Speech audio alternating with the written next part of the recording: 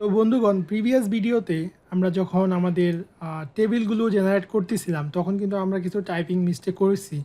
সেগুলো কিন্তু আপনার এআই দিয়ে যখন আমরা করেছি, এআই কিন্তু সেগুলোকে কারেক্ট করে নিছে। যেমন ধরেন, সেটিং টেবিলে আমাদের টুইটার স্পেলিংটা কিন্তু রং ছিল ইনস্ট্রাকশনে, কিন্তু এআই কিন্তু এটা প্রপারলি জেনারেট করে নিয়েছে। ইভেন আপনারা যদি কপিরাইট দেখেন, কপিরাইট স্পেলিংটাও কিন্তু সে প্রপারলি কারেক্ট করে দিয়েছে। সো আমাদের যে ব্লগ ওয়েবসাইটটা, এখানে আমাদের আরও কিছু পেজ লাগবে যেটা আমরা প্রিভিয়াস ভিডিওতে করতে পারিনি, আমরা ভুলে গিয়েছিলাম। সেটা হলো যে প্রাইভেসি পলিসি এবং টার্মস কন্ডিশন, এই দুইটা পেজ আমাদের লাগবে। এই দুইটা পেজের ডেটা আমাদের ডাইনামিক করা লাগবে। এই জন্য আমরা কী করব, এই জন্য দুইটা টেবিল ক্রিয়েট করে নিব। সো আমরা ডিরেক্টলি যদি আমরা আমাদের যে এআই আছে, এআইকে যদি বলি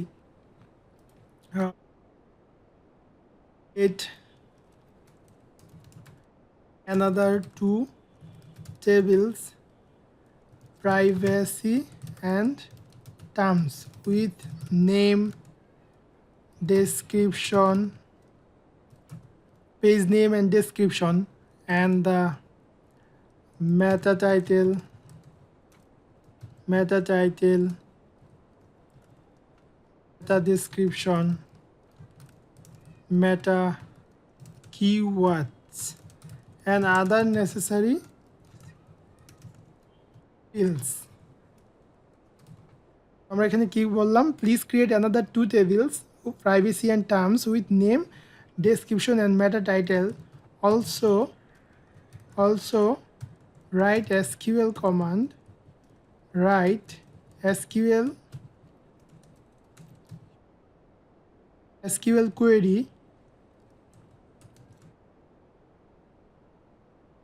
SQL query to insert dummy data. So আমরা যদি এডিশনাল আরও দুইটা টেবিল জেনারেট করে নিতে পারি তাহলে আমাদের মোটামুটি আর বাকি থাকবে না আমাদের টেবিল, আশা করি। পরবর্তীতে যদি আমাদের টেবিল প্রয়োজন হয়, আমরা সেটা গুই মোডে হোক, এআই থ্রুতে হোক, আমরা সেটা জেনারেট করে নিব। আমরা এখানে আমাদের প্রাইভেসি অ্যান্ড টার্মস পেজের জন্য নেসেসারি ইনফরমেশন পেয়ে গেছি। টেবিল দুইটা আমরা জেনারেট করে ফেললাম। এখন আমরা ডামি ডেটা ইনসার্ট করে দিব। আমাদের যে ডামি ডেটা আছে, এই ডামি ডেটাগুলো আমরা ইনসার্ট করে দিলাম। এখন যদি আমরা এখানে যাই, টার্মস এবং প্রাইভেসি নামে আমাদের দুইটা পেজ হয়ে গেছে, পেজে কিছু ডামি ডেটা আছে। ওকে, এবং এইখানে আমরা একটা কাজ করতে পারি, আমাদের টার্মসে আমরা একটা ডেটা ডিলিট করে দিতে পারি, কারণ এটা অলওয়েজ একটা ডেটাই থাকবে এবং আপডেট হবে। প্রাইভেসিতেও আমরা যেটা করতে পারি, সেকেন্ড রোটা ডিলিট করে দিতে পারি। এবং ইভেন সেটিংসে কিন্তু অ্যাকচুয়ালি একটা ডেটাই থাকবে যেটা আপনি বারবার আপডেট করবেন। তো আমাদের কিন্তু এই টেবিলগুলো ক্রিয়েট হয়ে গেল। এবং এখানে আমরা আরেকটা জিনিস আমরা মিসিং করেছি, সেটা হলো আমাদের এখানে একটা ম্যাপ আছে। তো ম্যাপের জন্য আমরা সেটিং টেবিলে একটা কলাম তৈরি করে নিব, গুই মুডে একটা কলাম তৈরি করে নিব। ধরেন আমরা এটা ইনস্টা, টুইটার, ইউটিউব অথবা কপিরাইটের পরে আমরা একটা কলাম নিয়ে নিব। আফটার কপিরাইট আমরা একটা কলাম নিয়ে নিব। কলামটা ধরেন আমাদের দিব ম্যাপ_URL, এবং এটা দিয়ে আমরা এটা টাইপটা ভার্গার করে দিব, ক্যারেক্টার 255 করে দিলাম, এবং এটা আমরা নাল করে দিলাম। ডান। তো আমাদের সেটিংস টেবিলের কিন্তু ম্যাপটাও আমরা প্যানেল থেকে দিতে পারবো, যেন আমরা ডাইনামিক্যালি জেনারেট করতে পারি। এখন এখানে আমরা আরেকটা কাজ করে নিব। আমাদের যে প্রজেক্টটা আছে, এখানে আমাদের যে ইনিশিয়াল আউটটা আছে, এটা আমরা একটা কন্ট্রোলারের থ্রুতে পাস করব, কারণ আমরা যেন কন্ট্রোলার থেকে ডেটা পাস করতে পারি। তো এই জন্য আমরা কী করব, আমরা একটা ওয়েলকাম কন্ট্রোলার ক্রিয়েট করে নেব, ওয়েলকাম কন্ট্রোলার। এবং ওয়েলকাম কন্ট্রোলারটা আমরা এখানে ইউজ করে নেব। ওয়েলকাম কন্ট্রোলারটা আমরা ইউজ করে নিলাম।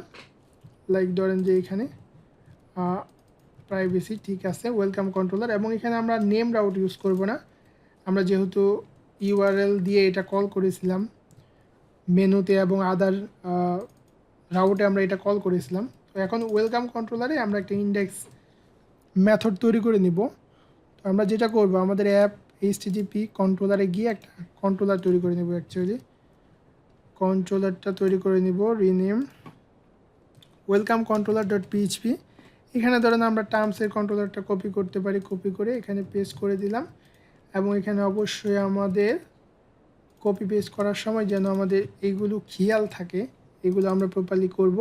এবং এখান থেকে ডাইরেক্ট আমরা ওয়েলকাম যে ব্লেড ফাইলটা আছে আমাদের রিসোর্সের ভিতরে, ভিউসের ভিতরে যে ওয়েলকাম ব্লেডটা আছে এটাকে রিটার্ন করে দিলাম।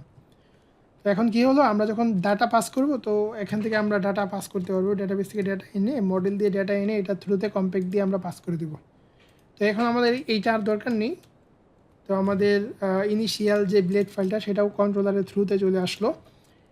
এখন আমরা যদি রিফ্রেশ দিই, দেখেন এখানে কিন্তু কোনো চেঞ্জ নাই, আমাদের কিন্তু এটা প্রপারলি কাজ করতেছে। সো নেক্সট ভিডিওতে আমরা মডেল তৈরি করব, নেসেসারি মডেল তৈরি করে ডাটাবেস থেকে ডাটাগুলো কীভাবে ব্লেডে আমরা পুশ করতে পারি সেই বিষয়টা দেখব। So thank you.